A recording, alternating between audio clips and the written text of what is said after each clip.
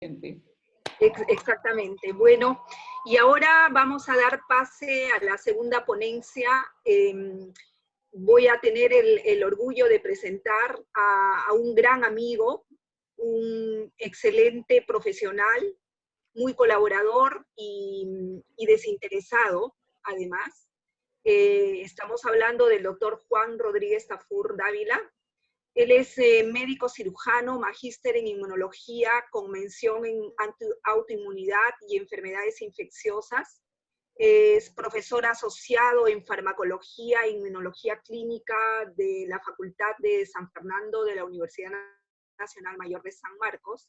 Cuenta con diplomados en investigación científica y auditoría médica, y con 25 años de experiencia en la industria farmacéutica como director médico y asesor de empresas nacionales y multinacionales.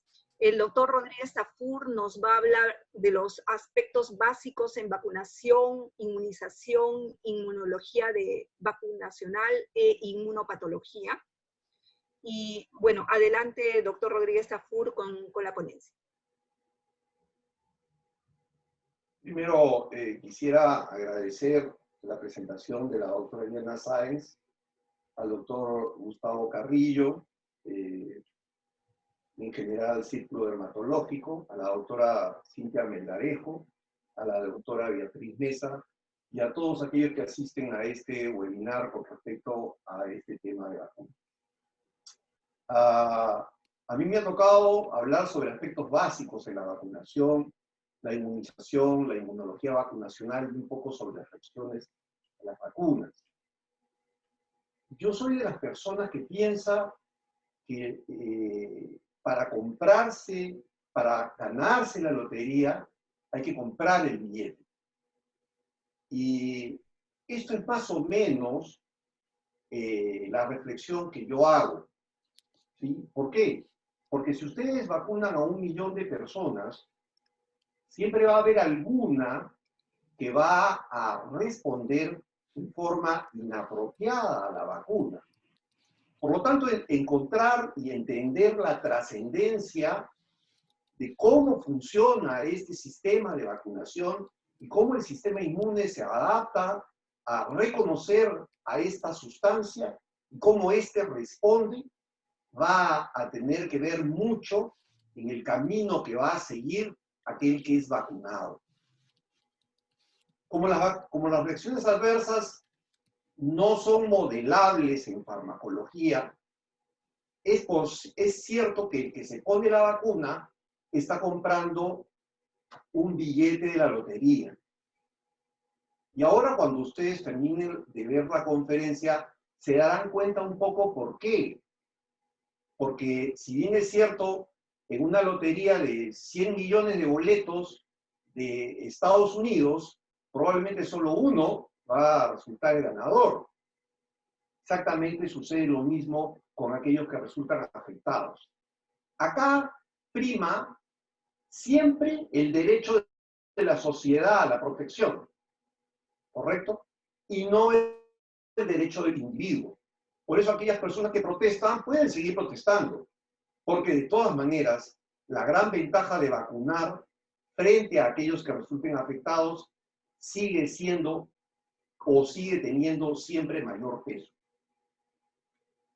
Dicho esto, vamos a iniciar nuestra conferencia diciendo que vamos a dividir los temas de la siguiente manera.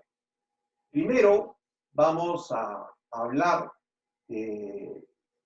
sobre una introducción y vamos a hablar de algunas definiciones. Luego hablaremos sobre una introducción de cómo funciona el sistema inmune, muy brevemente. Luego hablaremos un poco de la inmunogenética y el reconocimiento antigénico, para luego hablar de inmunología vacunacional y finalmente hablar sobre las reacciones adversas y dentro de esto algunos aspectos éticos que yo creo que son ineludibles en cualquier persona y cualquier autoridad sanitaria que va a tener a cargo la vacunación de un grupo de personas. Vamos a hablar un poco de definiciones. Cuando nosotros hablamos de vacuna, hablamos de un producto que estimula el sistema inmune de una persona para producir inmunidad a una enfermedad específica, protegiendo a la persona de esta enfermedad. Las vacunas generalmente se administran mediante inyecciones con aguja, pero también pueden administrarse por vía oral o incluso a través de un rociado nasal. Cuando hablamos de vacunación, hablamos del acto de introducir una vacuna en el cuerpo para producir inmunidad a una enfermedad específica. Esto se diferencia dramáticamente de lo que es inmunización, porque inmunizar es el proceso mediante el cual una persona se protege contra una enfermedad mediante la vacunación. Sí y solo si desarrolla respuesta inmune protectiva frente a la vacuna. ¿Correcto? O sea, no, yo me puedo vacunar, que es lo que sucede en el país. Se hacen campañas de vacunación masivas.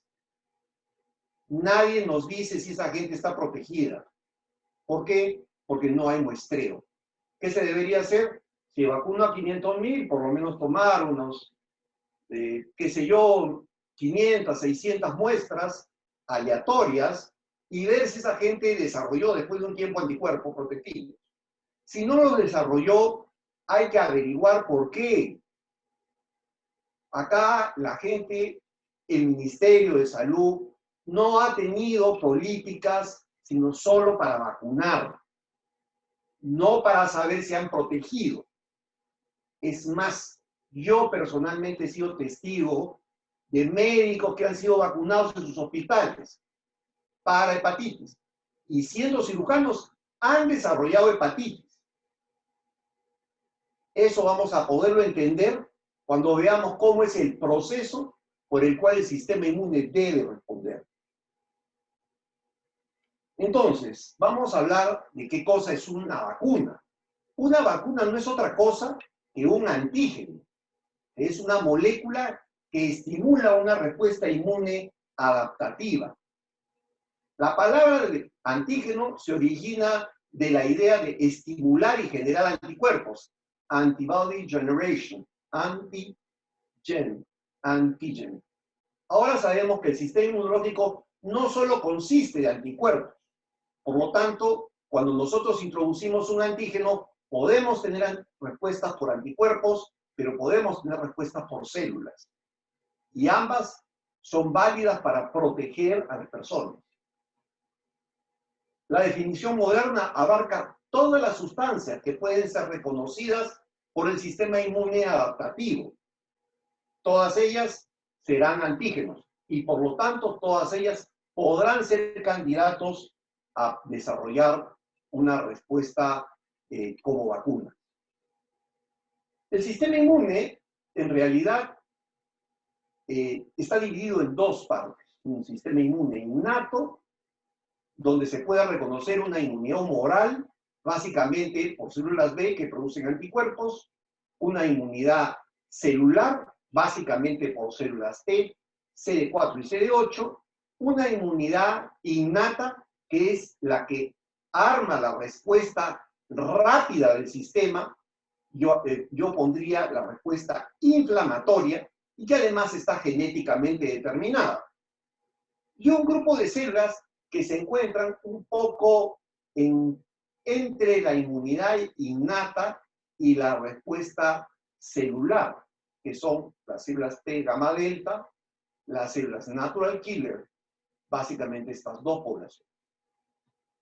Cuando hablamos de respuestas en el sistema inmunológico, tenemos que hablar de la respuesta innata, muy veloz, y una respuesta adaptativa muy específica, pero muy lenta. Por lo tanto, si nosotros nos exponemos a un antígeno, lo primero que va a suceder es una respuesta genéticamente mediada. ¿Correcto? Y posteriormente se producirá una respuesta específica, ya por células. Entonces, el modelo de respuesta es claramente establecido. Cuando hablamos de respuesta inmediata, innata, tenemos que reconocer que hay algunos hitos. Uno de ellos es el profesor Charles A. Genoway.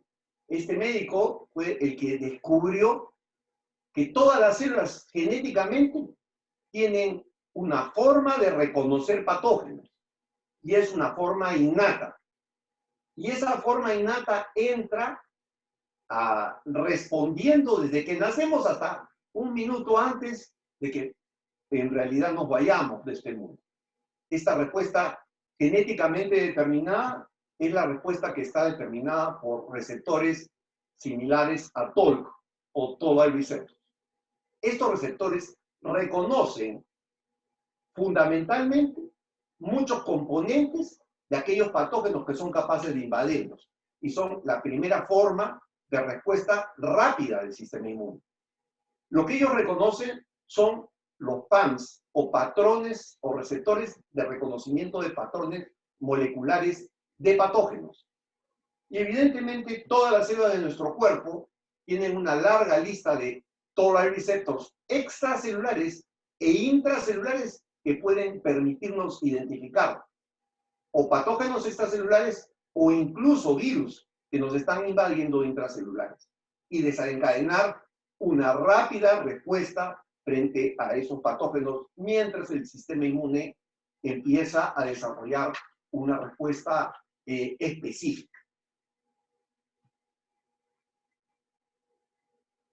Así, dentro de esta gran cantidad de células innatas, hoy sabemos que hay células linfoides innatas, que cumplen un rol muy parecido al que cumplen las células ya reconocidas del sistema adaptativo, las células TH1, TH2, TGLP17, TGLP22, TGLP9, etc.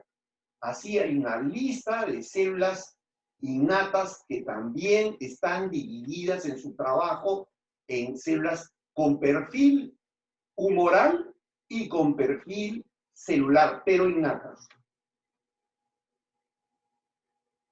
Cuando hablamos de la inmunidad adaptativa, la cosa se pone aún más interesante, ya que hubo una brecha muy grande entre el primer descubrimiento en modelos animales y la confirmación de que eso pasaba de alguna manera en modelos humanos. Este profesor, el profesor Sergio Romagnani, que lo hemos tenido invitado, es profesor honorario de la Universidad Nacional Mayor de San Marcos, que lo hemos tenido invitado en Perú, el doctor Romagnani, usando biopsias de piel, pudo establecer estos patrones diferenciales en diferentes tipos de seres humanos. Entonces, él, por ejemplo, usaba un antígeno de Toxocara canis, el que inyectaba en algunos sujetos, biopsiaba y encontraba que las células que invadían eran células TH1. Pero cuando los sujetos tenían un perfil alérgico, lo que invadía en la piel era un perfil TH2 de células. O sea, una respuesta alérgica, básicamente. Estos estudios demostraron que las poblaciones sufren, a diferencia de los murinos, no grandes polarizaciones, sino pueden haber diferentes estadios funcionales que van entre la respuesta celular TH1 y la respuesta humoral TH2. Sin embargo, las poblaciones se abrieron como un abanico. Y mientras que Romagnani hablaba de dos poblaciones, TH1 y TH2, hoy tenemos TGLP3, TGLP9, TGLP17, TGLP22 y una gran población de células inducidas como naturales T reguladoras. Esto constituye solamente una parte de esta dualidad cuando nos referimos exclusivamente al sistema adaptativo de células CD4, porque en las células T citotóxicas también hay esta dicotomía T citotóxica 1, T citotóxica 2. Cuando hablamos de las células T foliculares, aquellas que promueven la sensibilización, son células T sensibilizantes de células B precursoras de plasmoblastos y de plasmocitos. Estas células T foliculares helper también tienen diferenciación TH1, T TFH1, TFH2 y TFH17, es lo que hoy sabemos. Pero esto funciona de la siguiente manera, y quiero que se imaginen que esto es una sobresíntesis, solamente para poder encontrar patrones clínicos que a un médico como yo le permitan saber hacia dónde se está moviendo la patología de un paciente.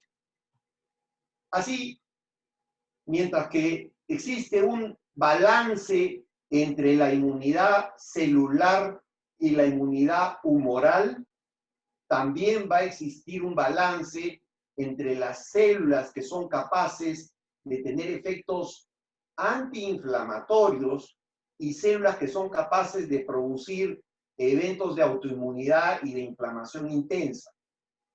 Y todas estas poblaciones, a su vez, se encuentran balanceadas entre sí. Por lo tanto, introducir una vacuna en este finísimo equilibrio no es cualquier cosa. Y eso solo se sabe cuando conocemos el acervo genético de aquel sujeto que va a ser vacunado. Evidentemente nadie conoce su acervo genético. Y como nadie conoce su acervo genético, y hoy ya sabemos que los antígenos vacunacionales en general están restringidos por este sistema inmunogenético, es importante tener en cuenta el reconocimiento, por lo menos familiar, de algunos individuos que no responden a vacunas.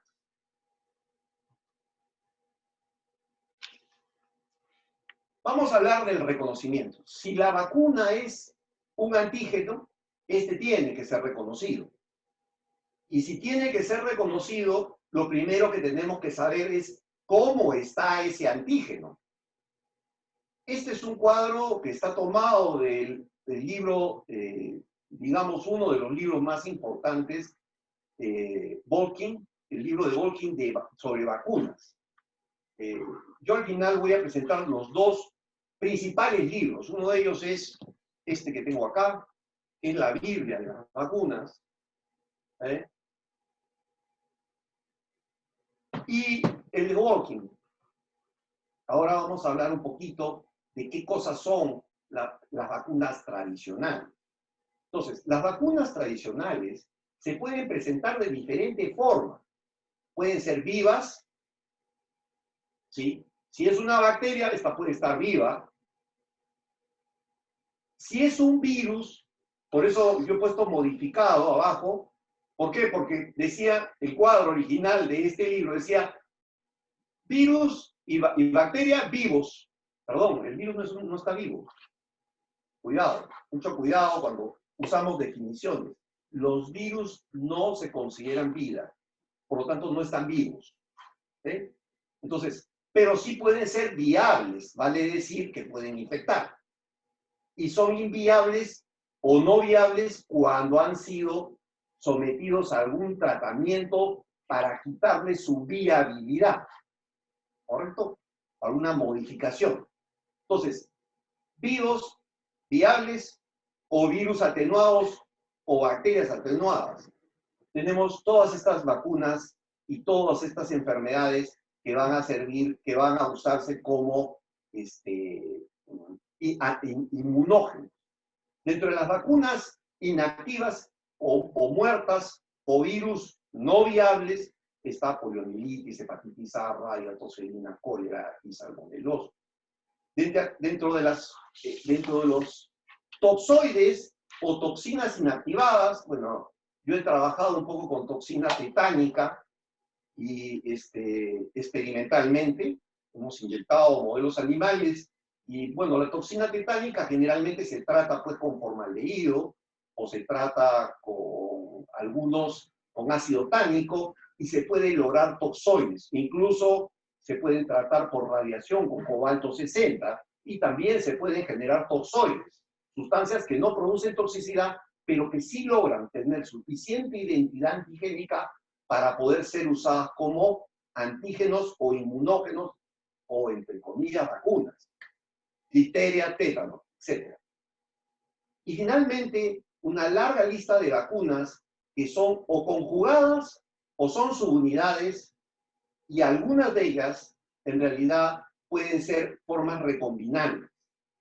En realidad, hepatitis B es una forma de virus recombinante que se usa en la vacuna, influenza también hay formas recombinantes, hemófilus influenza de tipo B, cólera, etc. Meningococo, neumococo y el virus del papiloma, que es un virus construido en realidad, adaptado, es un virus modificado. Dentro de la lista de las nuevas formas, nuevas relativamente, ¿no? Están las vacunas que utilizan virus o bacterias como vectores, O sea, no, es un virus que lleva adentro genoma de otro virus o antígenos de otro virus. Vacunas de ADN o ARN o de ARN mensajero o de microRNA desnudo. Y finalmente, eso sí, no hay humanos, pero sí se está empezando a trabajar en modelos veterinarios, las famosas vacunas comestibles. Vale decir, plantas que se modifican genéticamente para que alguna estructura de la planta pueda generar una respuesta inmune del sistema y de esta manera proteja al animal del desarrollo de una patología. Quiero mostrarles a ustedes, esto de acá en realidad es un video que simplifica mucho lo que voy a tener que decir después. Y por eso quería ponerlo, porque en realidad se trata de la cápside de la influenza y cómo se preparan algunas vacunas de influenza usando la neuraminidasa y la hemaglutinina para lograr sensibilizar células. Contain the subvirion particles hemagglutinin, HA, and neuraminidase, NA.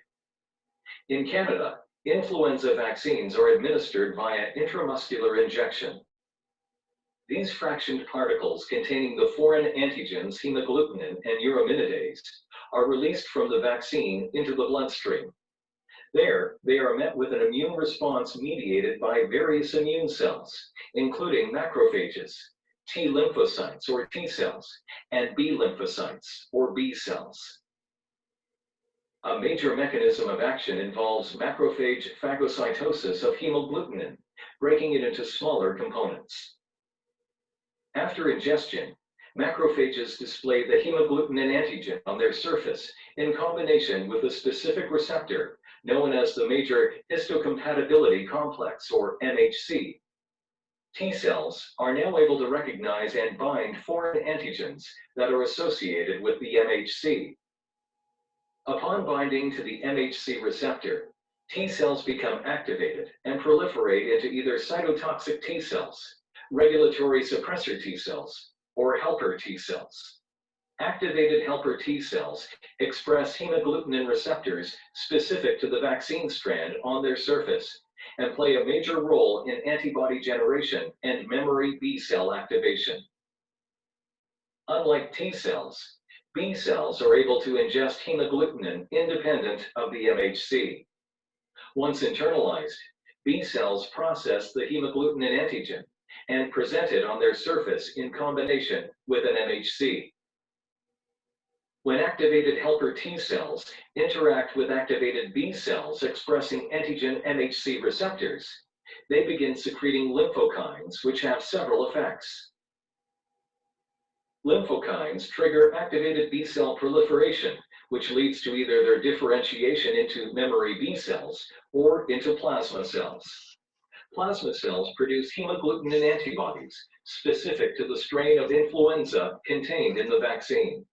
Memory B cells aid in future immune response when exposed to an active influenza virus. When an infected host sneezes towards an uninfected person, the nasopharynx is exposed to aerosol droplets containing whole, live influenza virus. Once inhaled, the influenza virus attempts viral colonization of nasopharyngeal epithelial cells. Assuming that the vaccine strain matches that of the live virus, hemagglutinin antibodies block viral attachment of live influenza virus to host epithelial cells, and overall disease is either avoided or diminished in severity. Components. Bueno, entonces, aparentemente todo el procesamiento se cumple a través de un sistema que nosotros tenemos en el brazo corto del sistema del cromosoma 6, que es el sistema HLA, que tiene una serie de antígenos, que son aquellos que vemos aquí, que se expresan en nuestras células del sistema inmune, sobre todo los del complejo mayor de clase 2, y que van a intervenir en la presentación de una célula que ha procesado un antígeno bacteriano a una célula T para que se desencadene una respuesta celular, o de una célula B, un antígeno de clase 2, con el antígeno procesado, una molécula de clase 2, a la célula T, para que la célula T estimule a la célula B en un proceso de diferenciación. Entonces, esto va a llevar a que haya una geometría de la unión de los antígenos vacunacionales a los complejos que van a restringir la presentación. Hay una geometría perfectamente estudiada en la presentación y además hay un repertorio perfectamente conocido de células T que pueden presentar hasta 1 billón de formas. O sea, nuestro repertorio es inmenso, ¿sí? Y este repertorio finalmente va a terminar generalmente produciendo una respuesta dependiente de estas moléculas inmunogenéticamente determinadas. Si nosotros tenemos herencia para algún tipo de alelo para el sistema HLA o tenemos deficiencias de algunos alelos, sucederá lo que describe el profesor Yunis de la Universidad de Harvard, del Dana-Farber Cancer Institute. La ausencia de respuesta a la vacunación de hepatitis B. Él estudió la genética de esto y pudo determinar que hay gente que usted la vacuna con sus 3 dosis y no hay respuesta inmune. 0. O sea, hay vacunación, pero no hay inmunización. Por otro lado, él encontró también, esto no está descrito en este paper, yo trabajé con el grupo de Yunis, tenemos un par de papers publicados. El doctor Edmond tiene otros papers donde explica cómo el sistema HLA restringe la respuesta en algunos individuos. En este caso, estos individuos no responden, pero había individuos que recibían 3 dosis, recibían la 4ª dosis de vacuna de hepatitis y empezaban a hacer título a la 5ª dosis. ¿Sí? Vale decir que no eran estimulables frente a vacunaciones tradicionales. Y finalmente había otras personas que frente a las vacunaciones desarrollaban reacciones a la 1ª o 2ª dosis que podrían decirse eventos adversos, o sea, algunas formas de enfermedades inmunológicas. Esto en el año 1997 no estaba aclarado, ¿sí? Pero ya en el año 2014, este grupo de investigadores encuentra un correlato en un grupo de haplotipos en sujetos que tenían una baja respuesta a la vacunación por hepatitis B. O sea, esto es inmunogenético, ¿sí? Es raro, pero es. Vamos a hablar ahora brevemente de lo que es inmunología vacunacional. Cuando vemos las vacunas, y acá a grosso modo las vemos todas, lo que nos debe llamar la atención es qué es lo más importante que desencadena respuestas por IgG en el suelo, ¿sí? Algunas desencadenan respuesta mucosa, pero algunas que son inoculadas por vía mucosa pueden también producir IgA, ¿correcto? Como ven, respuestas celulares, muy pocas lo logran. La gran mayoría de vacunas fundamentalmente se basa en lograr producir títulos protectivos de anticuerpos neutralizantes. ¿Sí? Esto va a cambiar. Hoy no voy a hablar de COVID. ¿Sí? Entonces, pero voy a tener una conferencia sobre COVID donde podremos hablar de qué cosas son las nuevas vacunas, cuáles son los retos y sobre todo les daré mi opinión. ¿Sí? Yo no tengo miedo a opinar. Y mi opinión no es tan favorable en algunos casos. ¿Sí? Entonces, si bien es cierto, hay mucho temor de la población, el temor se disipa cuando hay conocimiento. ¿Sí? Y el conocimiento que hay hasta ahorita es escaso. ¿Sí? No es tan amplio porque no hay información fluida de los ensayos clínicos, sino limitada. ¿Correcto? Entonces, aparentemente, no es que nos ocultan cosas, no, para nada, eso no pasa, porque los reguladores están encima. Lo que pasa es que esa información no sale mientras no se acaban los ensayos. Entonces, algunos de los mecanismos importantes, por ejemplo, algunos de los mecanismos importantes que se deben producir o que se deben inducir por acción de las vacunas, quiero tratar de ocultar esta barra.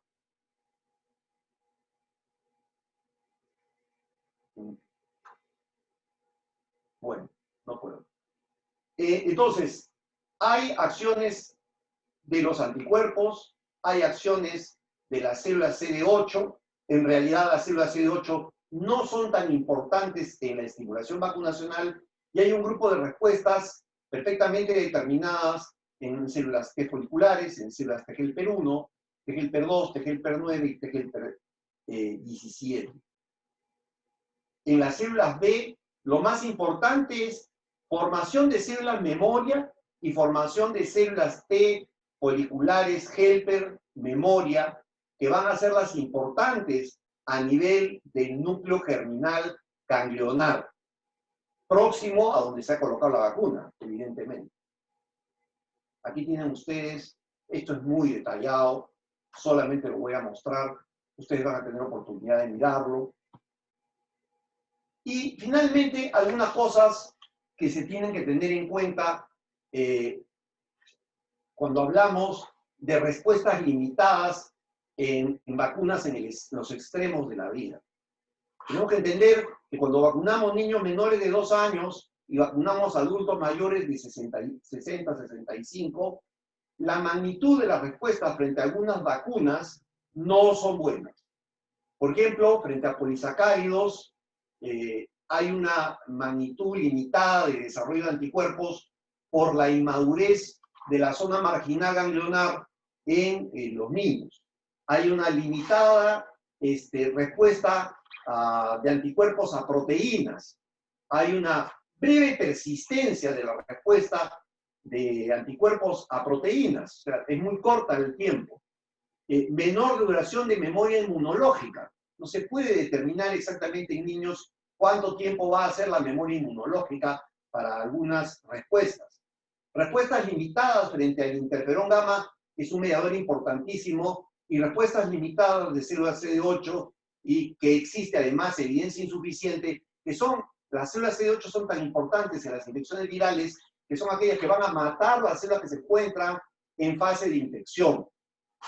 Y finalmente, inhibición de respuestas de células B de los niños, de niños muy pequeños, básicamente mediadas por anticuerpos inhibidores maternos.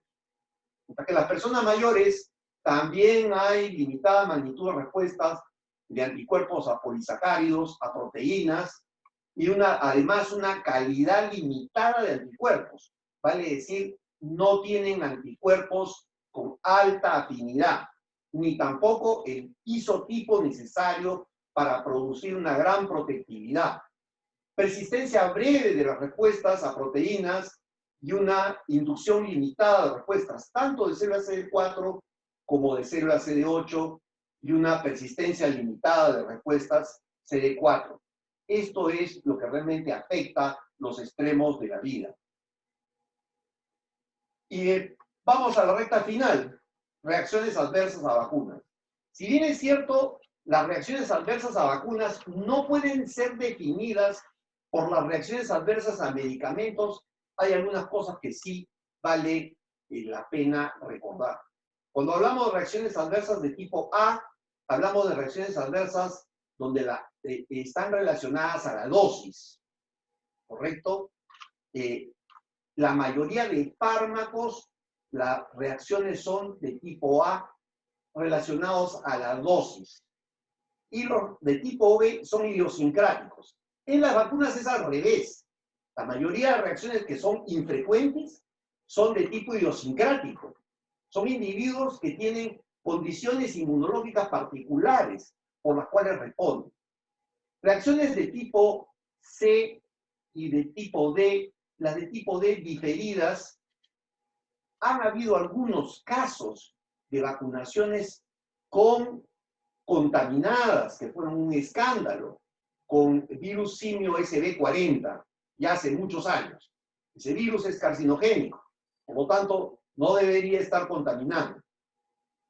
También hay respuestas de tipo F, aunque esto se debería aplicar más a fármacos, son aquellas que están derivadas de los excipientes, que en el caso de las vacunas son adyuvantes, llámese aluminio, llámese timerosal, llámese los agregados que no son propios de la vacuna.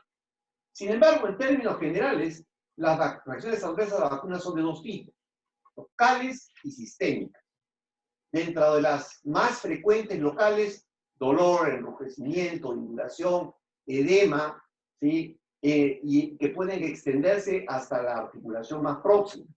Nódulo subcutáneo en 5 a 10% de vacunados vía parenteral, que pueden persistir en semanas, sobre todo a DPT o la completa, la celular, ¿sí?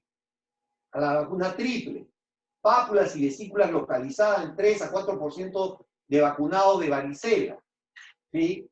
Adenopatías regionales por vacunas de BCG, lo que llamamos la BCGitis, que a veces compromete ganglios próximos.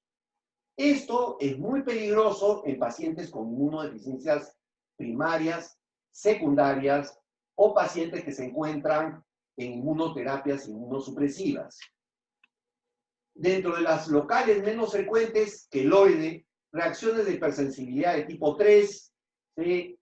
Reacciones de hipersensibilidad retardada, sobre todo por adyuvantes que pueden llevar las vacunas, timerosal, neomicina, streptomicina o clara de huevo, ¿sí?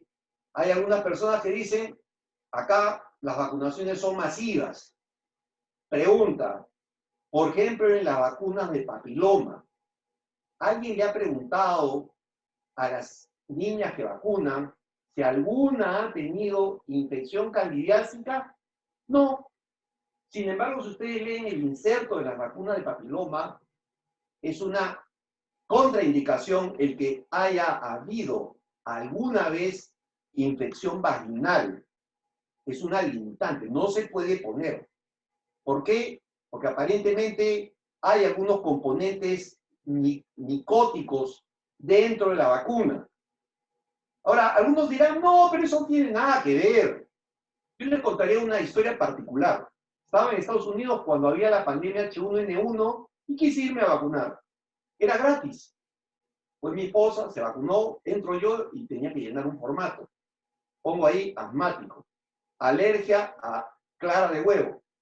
El señor que estaba en la puerta me dijo, sí, váyase nomás. ¿Cómo, pero no me va a vacunar? No, señor.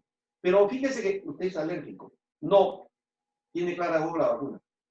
Pero hay H1N1 afuera, ¿me puedo contagiar? Sí, pero esto es más peligroso, váyase a su casa. En conclusión, si hiciéramos los tamizajes que se hacen en Estados Unidos, evidentemente habría mucho menos riesgos. También hay reacciones adversas sistémicas, erupciones cutáneas, algunas veces exantemas generalizados al sexto o doceavo día de breve duración, ¿sí? En vacunados con vacuna antirrubiola, 2 a 5% en antisarampión y en triple vírica, ¿sí? Urticaria y erupciones cutáneas polimórficas en vacuna triple, en DPT celular, en anti-Haemophilus influenza y en antirrábica. Signos articulares, también DPT, sobre todo en la celular, varicela, adenopatías generalizadas en vacuna antisarampión, en antirrubiola, 5 a 20% de los vacunados a los 3 a 20 días y en la antirrábica. Afectación del estado general, clínica inespecífica, anorexia, somnolencia, intranquilidad, en vacuna completa de DPT, en vacuna de DT y en influenza. Además, pueden haber, evidentemente, como reacción, lipotimias, más que todo por acción vagal producida por la inyección. Reacciones sistémicas, por ejemplo, por agente vacunacional. Vacunas a gérmenes vivos atenuados pueden provocar cuadros clínicos atenuados de la enfermedad natural. Por ejemplo, vacuna BCG puede desencadenar enfermedad tuberculosa en 0.1 de cada 100.000 vacunados con una mortalidad del 50%. Reacciones de hipersensibilidad de tipo 1, es decir, reacciones alérgicas, que excepcionalmente se pueden dar en vacunas parenterales entre 10 y 20 minutos producida la vacunación, y reacciones de hipersensibilidad de tipo 2 excepcionales, ejemplo, trombocitopenia tras vacunación con DPT o celular. Infección secundaria por administración incorrecta, también lo hay, sobre todo vesigeosis. Muerte súbita, no existe evidencia de una relación causal con vacunación antipertusis o DPT. Sin embargo, ahora van a ver ustedes los recuentos del VAERS de Estados Unidos. Y otras formas de reacciones adversas en el aparato locomotor, en el sistema respiratorio, en el aparato circulatorio, ¿sí? Alteraciones electrocardiográficas inespecíficas en 3 de cada 100 vacunados por DPT, ¿sí? Excepcionalmente taquicardia paroxística ventricular y miocarditis tras DPT-WOL, o sea, DPT completa celular, ¿sí? También afectaciones del sistema inmunitario. Sabemos que la vacuna antisarampión y antirrubiola produce depresión transitoria de la inmunidad celular por 6 meses. Hay un investigador de Cayetano Heredia que en el año 98, yo lo he citado en un artículo, publica una revisión de niños altoandinos que habían sido vacunados, cómo dañaba, cómo se producía una disminución de la respuesta cutánea, que duraba hasta 6 meses.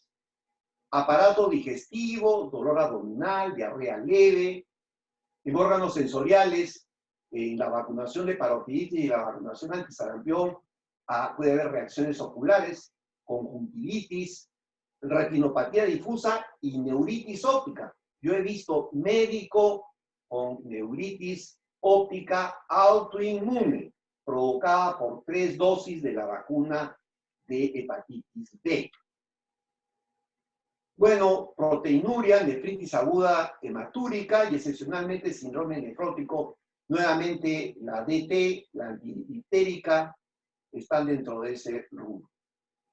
Bueno, y una gran cantidad de contraindicaciones. Evitarlo en sujetos que ya han tenido reacciones anafilácticas a dosis previas. Ponen una vacuna de hepatitis que es 3 dosis, evidentemente a la primera dosis sin reacción ya no podrá ser vacunado. Hipersensibilidad a algún componente de la vacuna. ¿Vieron cómo me sacaron de la vacunación? Embarazo, ¿sí? Contraindicado vacunas a gérmenes vivos atenuados. Enfermedad aguda grave, con o sin fiebre y afectación del estado general, ¿sí? Que pueda traer una reacción secundaria a la vacuna. Alteraciones inmunitarias, inmunodeficiencias, tratamiento inmunodepresor intenso y prolongado, radioterapia contraindicada, vacunas vivas o atenuadas, ¿sí? Administración de inmunoglobulina, sangre o productos que contengan anticuerpos que interfieran en la respuesta vacunacional. Acá voy a hacer un comentario interesante. Por ejemplo, ustedes están caminando, viene un perro en la selva, los muerde, el perro está con rabia. Le van a poner vacuna antirrábica, pero usted está en la selva y está en una zona donde hay paludismo endémico. Y usted está tomando sustancias preventivas para evitar la malaria. ¿Ok? Y entonces, estas sustancias pueden pueden bloquear la presentación antigénica. Es la primera contraindicación. Si usted va a vacunar contra rabia y está tomando algún producto con efecto antimalárico, platinol, lo que sea, ya van a tener que retirar el producto. ¿Sí? Cualquier producto que estén tomando. ¿Por qué? Porque ese producto va a impedir que la vacuna sea presentada adecuadamente del sistema inmune y producir la protección que debería. Y esto es un caso que se presentó, yo tengo la literatura. Muerte de paciente por vacuna antirrábica, muerte por rabia, mientras estaba en el curso terapéutico de fármacos antimaláricos. Y llegamos a la parte final. Mientras que nosotros acá tenemos el concepto de que, o por lo menos el ministerio, por lo que yo veo es así, mientras que tienen el concepto de lo que se denomina vacunar como un acto de beneficencia, la vacunación como acto médico no debe ser un acto de beneficencia, sino un acto de no maleficencia. Así que en Estados Unidos se formó este Centro Nacional de Injuria por Vacunas, ¿sí? En 1986. Así, si usted ha sido injuriado por una vacuna, tiene el derecho de ser resarcido económicamente. Lo interesante es que ellos mantienen una base de datos estricta. Yo me he bajado, las bases de datos están disponibles libremente. Y he empezado a palotear. No llegué a palotear lo suficiente. Quería tener datos de cómo se movía la estadística, pero conseguí un informe del VAERS que está más o menos interesante, que lo vamos a ver. En la base de datos actual, la que está día a día actualizada del 2020, hay 29.000 casos reportados de eventos adversos a vacunas, desde los leves, moderados hasta los severos, desde los locales hasta los sistémicos. Acá tienen ustedes un poco la cantidad de gente afectada. Claro, en el proceso de vacunación se han vacunado millones de personas entre el 88 y el 2017. Sin embargo, dentro de los millones que se han vacunado, hay 1.223 muertos, ¿correcto? Y 16.712 afectados. Hay 10.000 personas, 10.918, que el Estado no les ha reconocido nada. Pero hay 5.269 personas que el Estado americano les ha reconocido su daño causado por ellos. Y esto ha llevado a una compensación a estos 5.279 reclamantes de $3 billones. Entre el pago de abogados, gastos, médicos, etc., 3.6 billones de dólares. Más o menos a razón de $690.000 por cada individuo afectado. Esto es lo que tiene que suceder en un país como Perú, que piensa iniciar un proceso de vacunación con vacunas que no tienen precedente histórico de desarrollo. Eso es lo que debería hablarnos la ministra de Salud. Debería aclararnos esos conceptos, ¿sí? Y yo creo que es necesario que haya un fondo generado por la propia industria farmacéutica que va a vender, calculo yo, $980 millones en vacunas. Es aproximadamente los 20 millones de dosis que costarían las vacunas de COVID.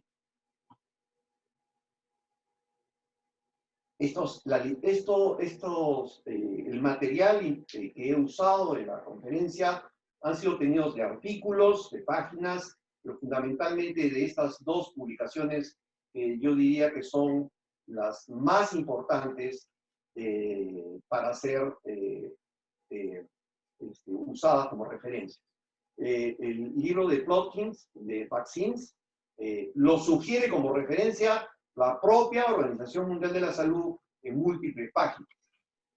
Bueno, eso era todo. Muchísimas gracias. Si hubiera alguna pregunta, con todo gusto. Excelente, doctor. Muchas gracias. Impresionados. Muchas gracias, Juan, por la brillante exposición. Nos has llevado de la mano al campo de la inmunología, de la inmunopatología, para entender un poco